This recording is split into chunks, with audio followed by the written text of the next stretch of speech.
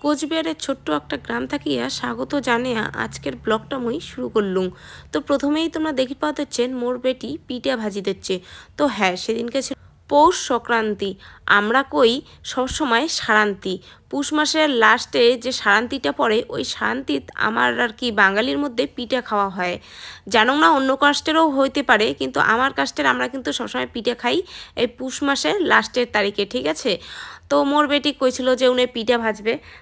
তো মুই অর্ধেক পিঠা ভাজলুম, তারপরে উনি অর্ধেক পিঠা ভাজছে, ঠিক আছে।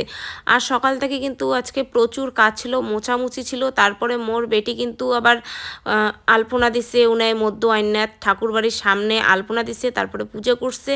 হ্যাঁ, তোমরা সেগুলা ব্লগের মাধ্যমে অর্ধেক যেগুলো উনি করছে সেগুলো অবশ্যই দেখাই। আর মুই ব্লগ কিসের জন্য দেওয়ার পাওয়ার ধরন নাই সেগুলো মুই অবশ্যই তোমার লগ কইম। তো আজকে কিন্তু সেগুলা কইম না। আর সব থেকে বড় কথা হচ্ছে আমার বাড়িতে আলাপ প্রচুর প্রচুর কাজ, সেই কাজগুলো তোমাক মুই অবশ্যই অর্ধেক দেখাইম বা কিছু দেখাইম বা কিছু দেখের পাইম না, হয়তো কিছু কওয়ার লাগবে। তো দেখো মোর বেটি সুন্দর করে আলপনা দিছে। তারপরে দেখো ওই যে সামনের ঠাকুর বাড়ির সামনে তো সুন্দর করে দেওয়া দিচ্ছে, মানে সকাল থেকে উনি আয়োজন করে দিচ্ছে যে উনি আলপনা দিবে। মোক অনেকক্ষণ কইছিল, তারপরে চালের গুঁড়া আমার ছিল না, এই জন্য সকালবেলা দেয় নেই, তো বিকেলবেলা উনি দিচ্ছে। তো এই যে তারপরে পূজা উনি নিজে দেওয়া দিচ্ছে, পূজা দিলে তারপরে যখন পূজা দেওয়া দিচ্ছিল তখন মুই ছিল পাশ হতে। আর হ্যাঁ, তোমরা হয়তো কইবেন এত কিসের কাজ। কাজ বলতে কি, আমার বাড়িতে যে কয়েকটা গাছ ছিল, আমার বাড়িতে তো দেখছেন প্রচুর প্রচুর গাছ।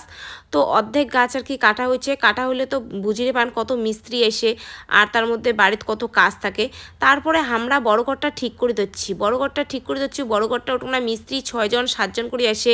তো ওটুক না তো প্রচুর প্রচুর কাজ থাকে, রান্না বান্না থাকে, সব কিছু নিজেই মুখ করার লাগে। এর জন্যই আর কি আমি ব্লগ দেওয়ার পাওয়ার ধরন নাই।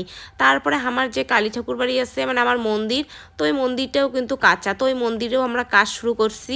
আর এই যে দেখো মোর বেটি পূজা দেওয়ার পরে পিঠে টিঠে খাওয়ার পরে উনি কিন্তু বই পড়ে বসছে। কালকে সকালবেলা আসবে উনার মাস্টার, এর জন্য উনার পড়া কমপ্লিট হয় নাই, তার জন্য উনি বই পড়ে বসছে। আর হ্যাঁ, ব্লগটা ছিল অনেক দিন আগের, মানে হয়ে গেছে 4-5 দিন আগত, কিন্তু মুই এলা দেওয়া দচ্ছুং, তো এর জন্য কোনো কিছু মনে করেন না, দয়া করে।